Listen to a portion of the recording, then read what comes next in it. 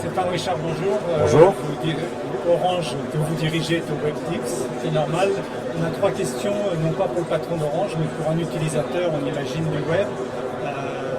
La première question qui est assez évidente, c'est est-ce que pour vous, en tant qu'utilisateur, ce qu'on appelle la neutralité du web est décisive? C'est-à-dire, est-ce que vous espérez, en tant qu'utilisateur, avoir les mêmes performances pour accéder à tous les contenus?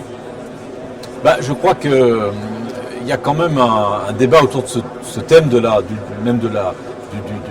vocable même de neutralité du web. Parce que si la neutralité de l'Internet, c'est la non-discrimination des contenus par rapport à l'aspect vraiment contenu, oui, bien sûr, tout le monde est pour la neutralité du web. L'esprit de liberté qui s'ouvre sur le web, c'est quelque chose auquel tout le monde est attentif. Maintenant, on est aujourd'hui confronté à une situation qui vient de du formidable développement d'Internet dans le monde, ce dont tout le monde ne peut que se réjouir, qui confronte tous les opérateurs, et évidemment nous aussi, les opérateurs de réseau, à un problème qui est la gestion du trafic, tout simplement. Et donc, il ne faudrait pas que, sous couvert de neutralité de l'Internet, qui est un principe auquel tout le monde se rallie, on oublie qu'on est confronté aussi à une nécessité qui est de permettre l'accès de tous dans les meilleures conditions au réseau. Et le réseau, c'est une ressource rare. Et donc, il faut que les opérateurs que nous sommes travaillent maintenant sur des schémas, des approches, notamment des approches tarifaires, qui permettent en effet d'avoir un équilibre dans l'accès de tout le monde au réseau. Il n'est pas non plus satisfaisant et normal que 10% des utilisateurs consomment 70% des capacités. Il n'est pas normal aussi que certains acteurs qui déversent du trafic dans les réseaux ne soient jamais incités à optimiser ces trafics. Ce n'est pas une question de gros sous, il ne s'agit pas de prendre dans la poche des uns pour mettre dans la poche des autres, il s'agit de mettre en place des outils qui permettent d'inciter à l'optimisation de la gestion du trafic et donc finalement de l'utilisation de cette ressource rare qui sont les tuyaux. Vous-même, en tant qu'utilisateur du web, quand vous faites une recherche, en tant que professionnel, en tant que personne privée, quelle est votre première démarche? Quel est votre premier geste? Vous faites quoi? Je suis comme tout le monde, je vais sur Google, qui est quand même un formidable moteur de recherche. Et donc, j'ouvre la page de Google et je tape les éléments de ma recherche.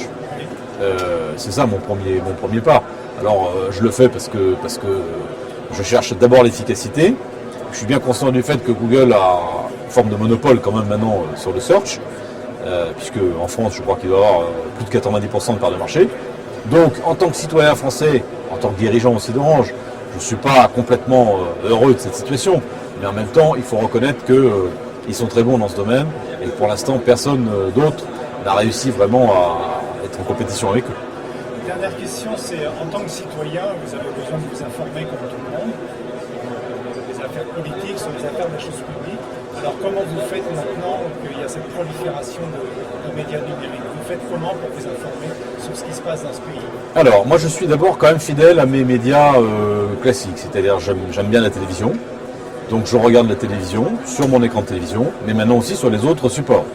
Je regarde la télé sur mon smartphone, grâce à l'application TV par Orange. Il y a une chose que je regarde beaucoup, qui est une application formidable que nous avons développée, qui s'appelle 24/24 Actu, je ne sais pas si vous la connaissez, qui est une sorte de compilation vidéo de l'actualité, qui est vraiment quelque chose d'assez remarquable. J'écoute la radio, beaucoup, donc sur un poste de radio, mais aussi sur Internet. Et puis, pour ce qui est de la presse écrite, j'aime bien aussi lire la presse écrite.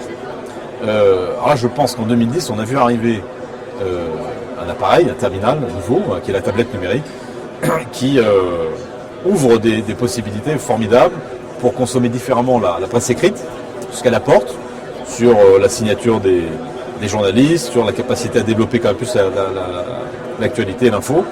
Et je trouve que la consommation des grands journaux sur l'iPad, par exemple, ou sur la tablette numérique, c'est vraiment un grand progrès. C'est agréable. C'est disponible partout où qu'on soit. Vous êtes en voyage à l'autre bout du monde, vous pouvez acheter l'édition du Monde exactement au moment où elle sort en kiosque, ou celle du Figaro le matin. Donc ça, je pense que c'est un formidable saut technologique qui va permettre aux drogués d'infos comme moi de pouvoir lire leur quotidien ou leur magazine facilement où qu'ils soient. Le papier tout en restant numérique. Exactement. Okay, merci beaucoup.